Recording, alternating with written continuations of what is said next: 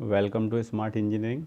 और आज हम लोग चर्चा करेंगे प्रॉब्लम्स के बारे में। जैसा कि मैं पिछली क्लास में बता चुका हूँ कि किस तरह से आप डिज़ाइन का प्रोसेस को देख सकते हैं, और मैंने हर एक चीज़ आप में उसको बताई है कि जैसे कैसे हम लोग एक्चुअल न्यूट्रल एक्सिस को ज्ञात करेंगे, कैसे हम लोग क्रिटिकल न्यूट्रल एक्सिस को ज्ञात करेंगे, और कैसे हम लोग सारे फैक्टर्स निकालेंगे, चाहे वो आपका एक्सेस वाला फैक्टर हो या चाहे वो आपका रेसिस्टेंट का फैक्टर हो।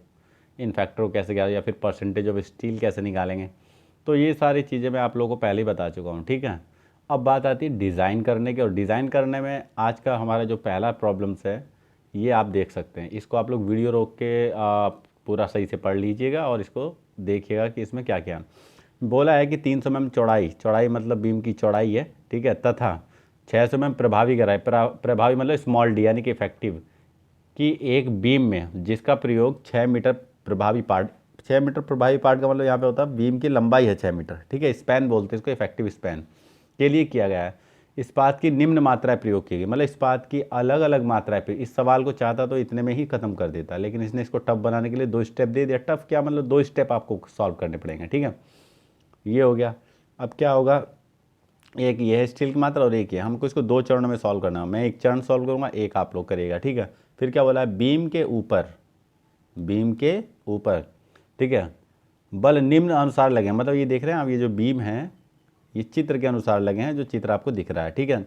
यानी कि 2 मीटर की दूरी पे आपके लगे हैं, ठीक है, और डब्ल्यू के पार्ट्स हैं, ठीक है। 6 मीटर इसकी लंबाई है टोटल। धरन के स्वयं भार की उपेक्षा करते हुए, मतलब धरन के स्वयं भार को भी देखते हुए क्या करना है, डब्लू का मान ज्ञात करना है। बीम में M20 ग्रेड, मतलब M20 ग्रेड की कंक्रीट का इस्तेमाल हुआ है, और FE 415 मैंने आपको बताया था, एक होता है FE 250। तो FE 250 के लिए जो मान होता है सिग्मा सिग्मा ST का होता है 140 न्यूटन पर mm स्क्वायर, लेकिन FE 415 के लिए होता है 230। कितना होता है, 230। तो यहाँ पर FE 250 भी हो सकता था, लेकिन इसने इस्तेमाल किया FE 415। तो FE 415 के लिए कितना होता है सिग्मा ST का मान, होता है आपका कितना, FE इसके लिए 230 न्यूटन पर mm स्क्वायर, ठीक है।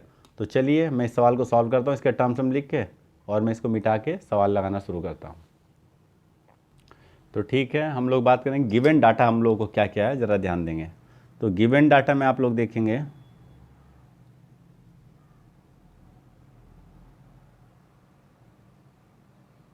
Given data clear. तो गिवन डाटा में क्या है आपको पता है। गिवन डाटा में हमारे पास क्या है, सबसे पहले हमारे पास बी बराबर कितना दिया आपको, 300 mm, क्लियर, कितना दिया, 300 mm।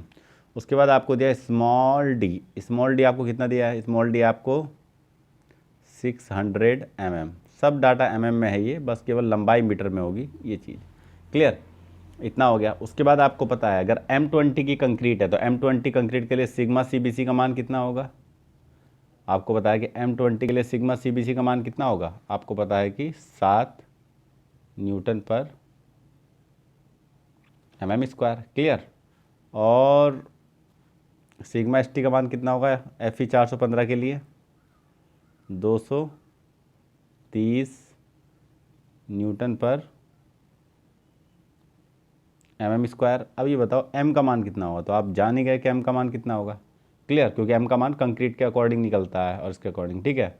तो m का मान निकालेंगे तो m का मान कितना आएगा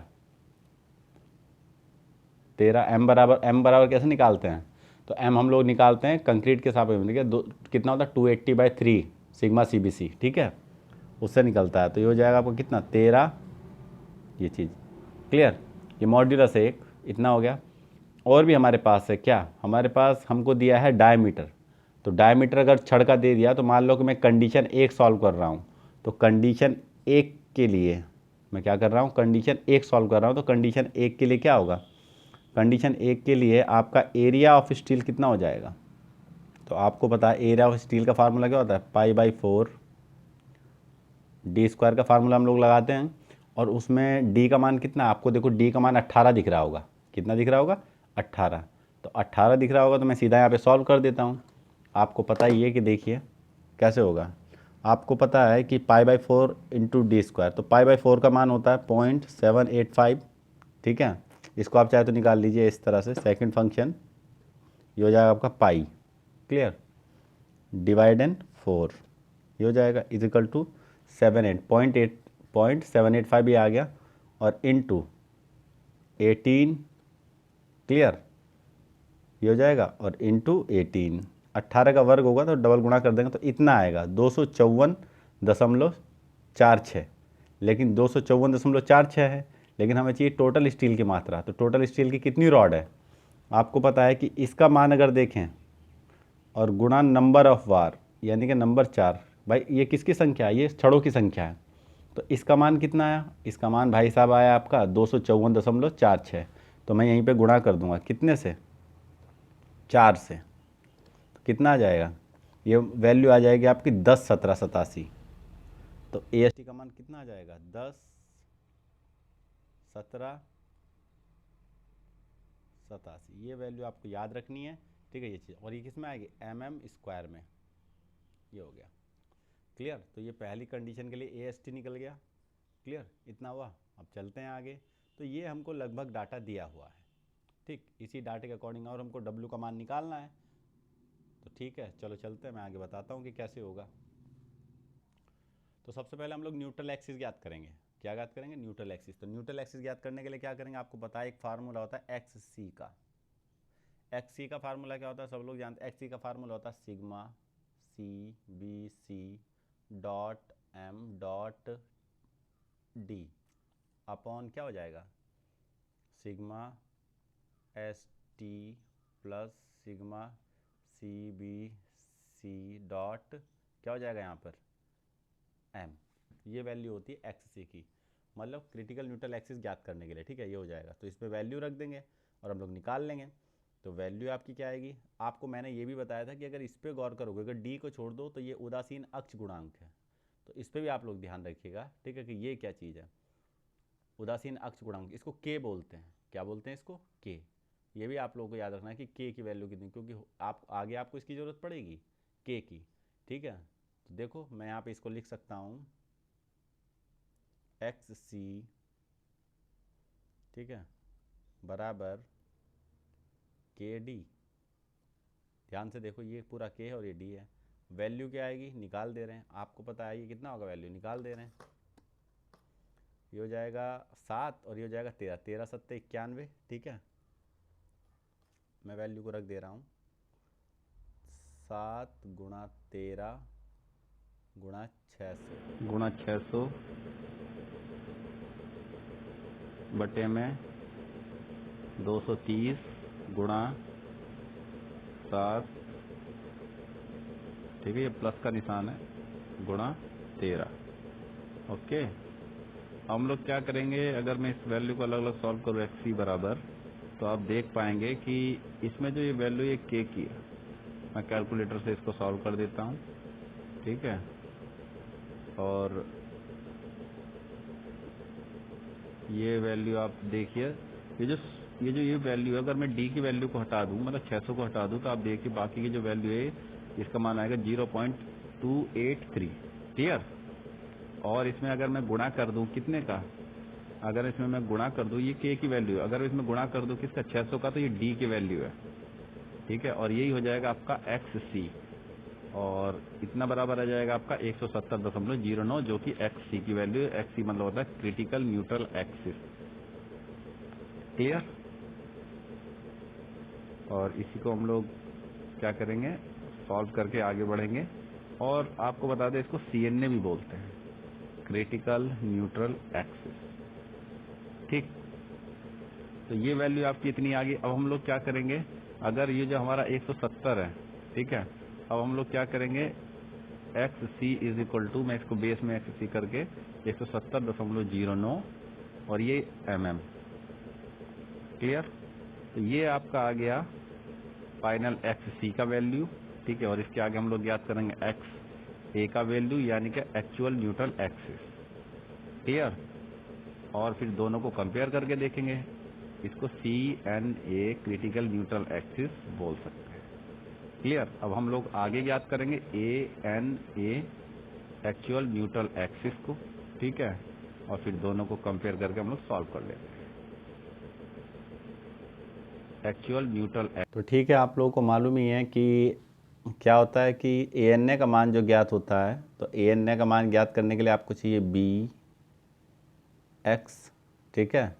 और उसके बाद क्या होता है बी एक्स और into x by two is equal to A S T dot M और ब्रैकेट में डी माइनस एक्स।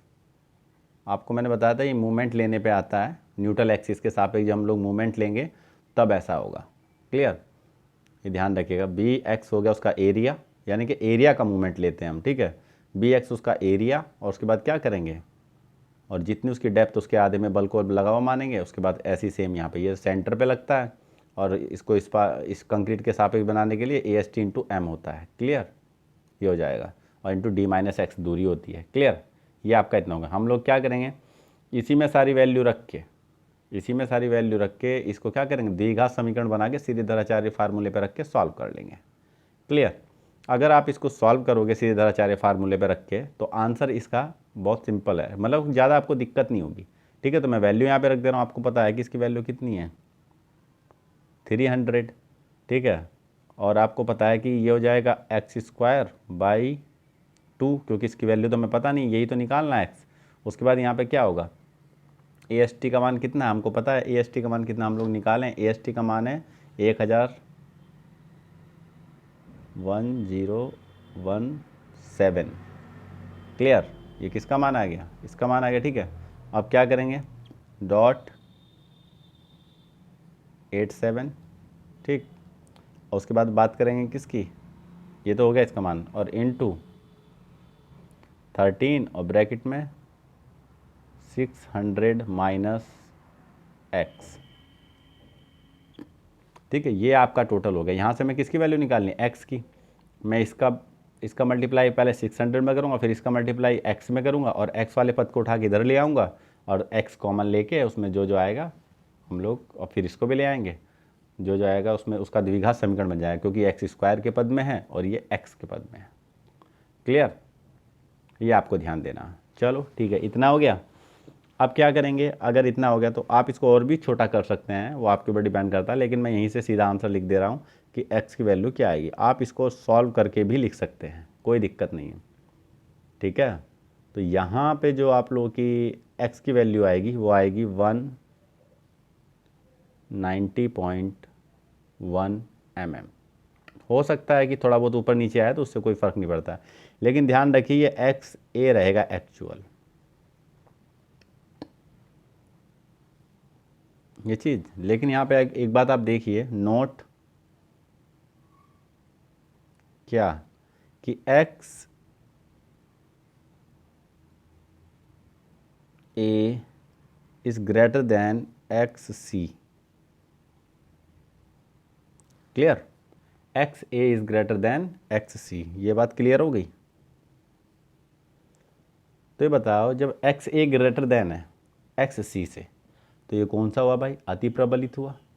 कौन सा हुआ, ये अति प्रबलित हुआ। अगर ये अति प्रबलित है तो इसका मतलब आपको समझ जाना चाहिए कि हमें क्या करना पड़ेगा। अति प्रबलित में आपका क्या होता है कि अति प्रबलित में आपका स्टील मजबूत हो जाती है और कंक्रीट वीक हो जाती है, जिसकी वजह से कंक्रीट के पहले भंग होने के चांस रहते हैं। ठीक है, इसका मतलब ये है कि इस्पात हमारे पास बहुत ही मजबूत है, और इस्पात मजबूत होने के कारण हमें क्या होगा, हमें कंक्रीट के क्षेत्र पे बात करनी होगी। क्लियर, तो चलो चलते हैं कंक्रीट के क्षेत्र पे, मतलब हमारा पहले क्या फेल होगा, कंक्रीट का क्षेत्र। तो चलो चलते हैं। तो ठीक है, मुझे आप लोगों को थोड़ा सा बीम में एक बात बतानी होगी ताकि आपको क्लियर हो जाए। ठीक, बीम में क्या बात बतानी होगी, जैसे कि आपको पता है कि हमारे पास बीम है, रफली चित्र में बना दे रहा हूँ, और यहाँ पे छड़ पड़ी हैं। ठीक, आपको पता है ये है आपका 300, ठीक है, और ये कितना है, ये है आपका 600। लेकिन याद रखना ये सेंटर तक है, इसके यहाँ से यहाँ तक। क्लियर, ये इतना हो गया। और आपको पता है कि यहाँ पर दो न्यूट्रल एक्सिस है, एक ये रही और एक ये रही। ठीक, लेकिन आप लोगों को पता है कि हम लोग जो निकालते हैं सवाल को, ठीक है, ये कितना है जो ऊपर वाला है, ये आपको पता है ये है लगभग 170 के आसपास, और ये वाला कितना है, ये 170 है, और ये वाला लगभग कितना है, 190। क्लियर, ये 190 है। तो आपको पता है हम लोग एक्चुअल की बात करेंगे ना, क्योंकि एक्चुअल बड़ा है। अगर एक्चुअल बड़ा है तो मैं इसको आगे बढ़ा दूंगा, और आपको पता है कि मैं इसी के अकॉर्डिंग क्या करूँगा, यहाँ पे एक प्रतिबल आरेख ड्रा करूँगा। ये चीज़, ये प्रतिबल आरेख बना। अब ये बताओ कि मजबूत कौन सा क्षेत्र है, तो आपको पता ही है कि आपको पता है कि ये इस्पात में, मतलब स्टील में ज़्यादा मजबूत है आपका बीम। अगर स्टील में ज़्यादा मजबूत है तो इसका मतलब क्या है कि यहाँ पे जो सिग्मा एस टी की वैल्यू है वो बहुत अधिक है, बहुत अधिक है। मतलब मैं कह सकता हूँ कि रियल में कितनी होनी चाहिए थी, सिग्मा एस टी की वैल्यू रियल में होनी चाहिए थी 230। कितनी होनी चाहिए थी, 230। तो यहाँ पे ज़रा ध्यान दो, ये रियल में होनी चाहिए थी 230, और यहाँ पर सिग्मा सी बी सी की वैल्यू होनी चाहिए थी 7। क्लियर, कितनी होनी चाहिए थी, 7। लेकिन ये बताओ, ये वाला क्षेत्र तो बढ़ गया, और ये वाला क्षेत्र क्या होगा, ये वाला क्षेत्र उतने पे ही है। भाई कंक्रीट की वैल्यू को घटाया नहीं है, बस हमने इस्पात की मात्रा को बढ़ाया है। तो इस्पात की मात्रा को बढ़ाया तो भाई जो 7 था ये तो 7 ही रहेगा, लेकिन ये वाला बढ़ गया, तो ये बढ़ गया, तो मैं कह सकता हूँ कि ये चीज़ ऐसे हो जाएगी। ये चीज़ मतलब मैं कह सकता हूँ कि यहाँ पे सिग्मा एस टी की वैल्यू बढ़ गई। क्लियर, और यहाँ पर ये वैल्यू ऐसी की ऐसी जैसी थी 7। ठीक, तो मतलब हमें क्या नहीं पता, हमें रियल सिग्मा एस टी का नहीं पता, हमको रियल वाले सिग्मा एस टी का नहीं पता, लेकिन हमको रियल वाले सिग्मा सी बी सी का पता है, क्योंकि यही तो वो 7 है जो फेल होगा। ठीक है, लेकिन इसके रेस्पेक्ट में इस्पात की मात्रा हमें क्लियर नहीं है। ठीक है, तो इसके रेस्पेक्ट में इस्पात की मात्रा क्लियर नहीं, तो हम क्या करेंगे, इसको निकाल लेंगे। निकालना आसान है, कैसे निकालेंगे, अरे हमको पता है कि sigma C B C upon sigma S T by M, ये हमारा रेशियो हो गया। बराबर रेशियो किसके होता है, तुलनात्मक आपने पढ़ा होगा। ठीक है, त्रिभुज की समरूपता से अगर पढ़े होंगे तो यहाँ पर सिग्मा सी बी सी की वैल्यू कितनी है, आपको पता है कि 170। कितनी है, 170.09 में पूरा लिख दे रहा हूँ, और बटे में कितना है, अरे भाई बटे में कितना है, बटे में आपको पता है कि sigma S T by M, यानी कि सिग्मा एस टी की वैल्यू आपकी कितनी है, तो आपको पता है ये तो कितना बचेगी, नीचे की value sigma S T by M वाले का कितना बचा एरिया।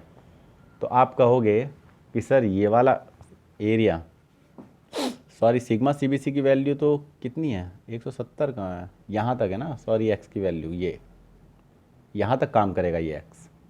क्लियर, अगर ये यहाँ तक काम करेगा एक्स, और फिर इसके बाद नीचे ये काम करेगा, ये डी माइनस एक्स। क्लियर, तो हमें एक्स की वैल्यू चाहिए और डी माइनस एक्स की वैल्यू चाहिए नियम के अनुसार। ठीक है, तो ये हो गया 190.1। ठीक है, और ये नीचे कितना हो जाएगा, नीचे आपको पता ही है कि टोटल बीम की गहराई कितनी है, अरे भाई टोटल बीम की गहराई हमारे पास है 600, और हमारे पास हमें कितना पता है, हमें एक्स पता है, तो ये कितना बचा, तो आपको पता है 600 में से अगर 190.1 घटा दोगे तो यही ना मिलेगा। अरे भाई साहब ये है 190.1, तो ये टोटल 600 में से 190.1 घटा दो तो कुछ तो बचेगा, ये बचेगा आपका 409.9। क्लियर, इतना बचेगा। अगर ये इतना बचेगा तो अगर मैं इसको निकालूँ, आपको पता है एम का मान 13 है। ठीक है, आपको सिग्मा सी बी सी का मान भी पता है, तो सिग्मा सी बी सी का मान कितना है, मैं यहाँ पे हटा के लिख दे रहा हूँ, सिग्मा सी बी सी का मान है 7। क्लियर, अब आपको पता है मैं एम भी हटा के लिख दे रहा हूँ, एम की वैल्यू कितनी है 13, 13 कूद के ऊपर चला जाएगा। ठीक है, तो कुल मिला के सिग्मा एस टी की वैल्यू एक्चुअलिटी में कितनी आ जाएगी, सिग्मा एस टी की वैल्यू एक्चुअल में कितनी आ जाएगी, sigma S T, sigma dash S T लिख दे रहा हूँ मैं क्योंकि ये एक्चुअल है। ठीक है, तो ये कितनी आएगी, सिग्मा एस टी ही रहने दो, कोई दिक्कत नहीं। सिग्मा एस टी की वैल्यू कितनी आ जाएगी, सिग्मा एस टी की वैल्यू आपके पास ये आ जाएगी 196.21 न्यूटन पर mm स्क्वायर। ठीक है, तो सिग्मा एस टी की वैल्यू आपकी आ जाएगी 196.21 न्यूटन पर mm स्क्वायर। तो ये रियल में सिग्मा एस टी की वैल्यू है, और आपको दिख भी रहा है, जाहिर सी बात है कि ये किससे छोटी है, 230 से छोटी है। क्लियर, ये वैल्यू, तो इतना हो गया। अगर इतनी बात समझ में आई हो तो आगे चलेंगे हम लोग। तो हमने किसकी वैल्यू निकालनी, हमें सिग्मा सी बी सी की वैल्यू पता है, हमें सिग्मा एस टी की वैल्यू पता है। ठीक है, तो याद रखते अगर ये क्षेत्र मजबूत हो जाता तो यहाँ से हम लोग फिर निकालते किसकी वैल्यू, सिग्मा CBC की, क्योंकि हमें सिग्मा ST पता होता भाई, पावरफुल तो ये वाला क्षेत्र होता ना, तो इस वाले की वैल्यू निकाल लेते। तो ऐसे ही हम लोग इस वाले फार्मूले से हम लोग कोई सा भी समरूपता के नियम से हम लोग कोई सी की भी वैल्यू निकाल सकते हैं जो हमको निकालनी है। क्लियर। अब चलेंगे आगे, अब हम लोग निकालेंगे मोमेंट ऑफ इनर्शिया, ठीक है, सॉरी मोमेंट ऑफ रेसिस्टेंट, ठीक है। तो मैं इसको मिटा रहा हूँ मोमेंट ऑफ रेसिस्टेंट निकालने के लिए, ठीक। हम लोग बात करेंगे MR या M, आपको तो बताइए MR को हम लोग M भी बोलते हैं, ये मैं पिछली क्लास में बता चुका हूँ। अब चलो इसको सॉल्व कर लेंगे। तो आपको पता है कि MR दो टाइप के होते हैं, कौन कौन से, एक होता है कंक्रीट से रिलेटेड और एक होता है किससे, इस्पात से रिलेटेड। तो जो कंक्रीट से रिलेटेड होता है उसका जो फार्मूला होता है MR इज इक्वल टू क्या होता है, आपको पता है कि 1/2 क्या होता है, 1/2 सिग्मा CBC डॉट B.X और ब्रैकेट में D-X/3, ये चीज़, क्योंकि सारी वैल्यू हमको पता है। इतना हो गया क्लियर, ये हो गया। और एक और होता है कौन सा, ये किसके लिए है, ये कंक्रीट के लिए, क्योंकि यहाँ पर किसकी वैल्यू रखी है, कंक्रीट की, ठीक।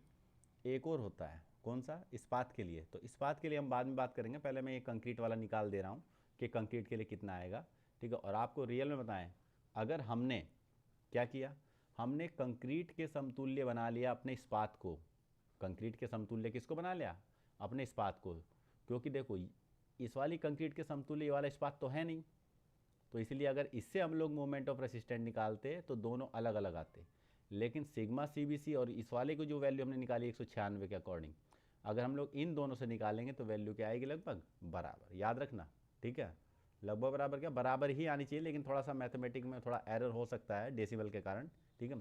तो चलेंगे आगे, मैं वैल्यू रख दे रहा हूँ, ये हो जाएगा 1/2, यहाँ पर कितना हो जाएगा 7 इंटू 300 इंटू, अब x का मान कौन सा इस्तेमाल करेंगे, सबसे बड़ी बात तो यही है। तो याद रखना हमेशा x का मान एक्चुअल इस्तेमाल करो, क्योंकि हम लोग बात एक्चुअल की कर रहे हैं। तो कितना हो जाएगा 190.1, ठीक है। अब ब्रैकेट में d का मान कितना है 600 भाई, और यहाँ पर क्या हो जाएगा -190.1/3, ये चीज़ क्लियर। अब इस वैल्यू को आपको सॉल्व करना है, ठीक है।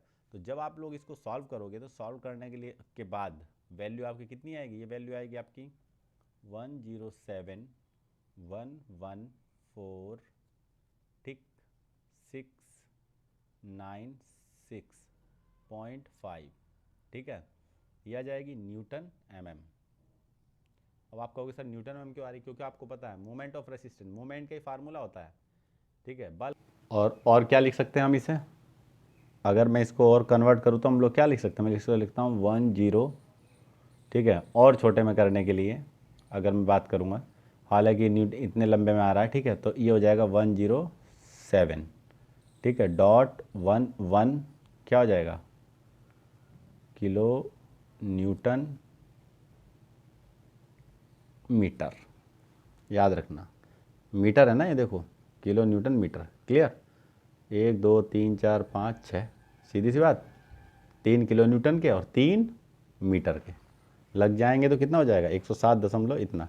तो ये वैल्यू आ गई आपकी MR की, लेकिन ये आप लोग याद रखिएगा, ये वैल्यू आई किसके कारण है, कंक्रीट के कारण, ठीक है। एक और याद, इसको M भी बोलेंगे। ऐसे हम दूसरी वाली निकाल सकते हैं, तो दूसरी वाली वैल्यू निकालेंगे MR बराबर, उसका फार्मूला क्या होता है, उसका फार्मूला भी आपको साफ साफ पता है कि सिग्मा ST डॉट AST, और ठीक है, और क्या हो जाएगा D माइनस x/3, ये हो जाएगा क्लियर। अब इसी में रख के हम लोग क्या करेंगे, सॉल्व कर देंगे, और सॉल्व करने के लिए हमारे पास आसान चारा है। अब बताओ इसका वैल्यू कितना आया सिग्मा ST का, सिग्मा ST का वैल्यू आया 196.21, ठीक है। और इसकी वैल्यू कितनी थी भाई, इसकी वैल्यू इसको जानी पहचानी ये रहा 10-17। अगर आपको इस्पात की मात्रा कभी निकालनी हो तो इसी फार्मूले का इस्तेमाल करते हैं। यहाँ पे ये पता होता है हमको, ये पता होता है, ये पता होता है, सब पता होता है, बस AST का मान निकालना होता है .87, ठीक है, ब्रैकेट में 600 माइनस 190.1/3, ये हो जाएगा। इसकी वैल्यू फिर उतनी आ जाएगी, कितनी, 107.11, ठीक है, किलो न्यूटन मीटर। ये चीज़, ये भी आपका एम आर या एम बराबर आ गया, तो उससे कोई दिक्कत नहीं है। ये चीज़, इतनी बात समझ में आ गई, क्लियर। तो ये इतना डाटा आपका हो गया। अब आपको एक बात, ठीक है, ये तो इतना निकल गया। अब हम लोग ज्ञात करेंगे कि धरन में अधिकतम नमन आघूर्ण कितने होंगे, क्योंकि आपको पता है कि ये जो एम होता है, ये तो होता है मोमेंट ऑफ रेसिस्टेंट, प्रतिरोधी, ठीक है, आघूर्ण। लेकिन ये होता है अधिकतम, यानी कि बीम में उत्पन्न अधिकतम नमन आघूर्ण। तो अधिकतम नमन आघूर्ण क्या होता है, बीम के ऊपर जो फोर्स लग रहे होते हैं वही होते हैं अधिकतम नमन आघूर्ण। तो आपको एक बात याद होगी कि ये जो मैंने अभी आपको बीम बनवाया था थोड़ी देर पहले, उसमें आपने देखा होगा कि कितने काम कर रहे थे, कितनी जगह बल लग रहे थे। आप कहोगे सर 2 जगह लग रहे थे, एक जगह ये डब्ल्यू, एक जगह ये डब्ल्यू। तो ये अगर मैं ये कहूँ कि अगर टोटल बीम पे कितना बल आ रहा है, तो अब आप कहोगे सर इस हिसाब से देखें तो 1 डब्ल्यू, 1 डब्ल्यू, 2 डब्ल्यू। इसका मतलब ये है कि इसके अंदर, इस बीम के अंदर जो अधिकतम नमन आघूर्ण उत्पन्न होंगे वो कितना उत्पन्न होंगे, 2 डब्ल्यू के बराबर। जितना बल लग रहा है भाई उतने तो उत्पन्न होंगे। अगर उतने उत्पन्न होंगे बल के बराबर, तो मैं लिख सकता हूँ, क्योंकि आपको पता है दोनों बराबर है, तो मैं लिख सकता हूँ 2 डब्ल्यू इज इक्वल टू, क्या लिख सकता हूँ, 107.11 किलो न्यूटन मीटर, ये लिख सकता हूँ मैं, क्लियर। तो अगर मैं W बराबर लिखूँ तो क्या आ जाएगा। अब आप कहोगे सर W बराबर अगर लिखेंगे तो ये आ जाएगा आपका, भाग कर देंगे भाई, एक मिनट, 53.56 के आसपास, ठीक है, किलो न्यूटन। समझ में आया नहीं आया, ये चीज़ इतना हो जाएगा। और एक और बात, ये मूवमेंट है, याद रखना, ठीक है, ये भी मूवमेंट है, तब जाके ऐसे आएगा, तब ये मीटर हट जाएगा मीटर से मीटर, क्लियर। ये चीज़ इतना आ गया, ठीक। तो अब क्या है, अब आपको ये ध्यान रखना है कि ये तो निकल गया हमारा 18 mm के लिए। किसके लिए निकाले हम, कंडीशन नंबर 1 सॉल्व किए हैं। ऐसे आपको कंडीशन नंबर 2 सॉल्व करनी है 12 mm के लिए। किसके लिए, 12 mm के लिए। तो जब आप 12 mm के लिए सॉल्व करोगे तो आप लोग एक बात ध्यान रखना, इसमें अति प्रबलित था तो इसमें क्या हो जाएगा, इसमें अल्प प्रबलित हो जाएगा। और जब ये अल्प प्रबलित हो जाएगा तो आपको यहाँ पे ध्यान देना होगा, इस बार आपको सिग्मा सीबीसी का वैल्यू निकालना होगा, क्योंकि सिग्मा सीबीसी आपका क्या हो, ये वाला आपका क्षेत्र पावरफुल हो जाएगा।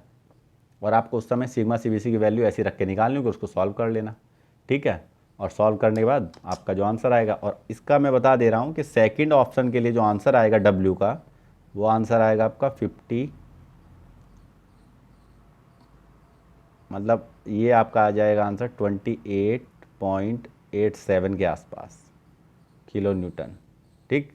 अगर एम आर का मान देखेंगे सेकंड ऑप्शन के लिए, तो एम आर का मान इसका 2 गुना कर देना, क्योंकि आपको पता है 2 डब्ल्यू वैल्यू है ना ये, तो एम आर का मान इसका 2 गुना होगा, मतलब 57.75 ये होगा किलो न्यूटन।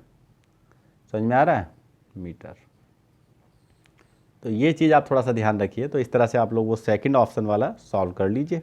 अगर इसमें आपको फिर भी कोई प्रॉब्लम आती है तो मेरे से पूछिए, कोई कमेंट वगैरह में या फिर मैसेज करके।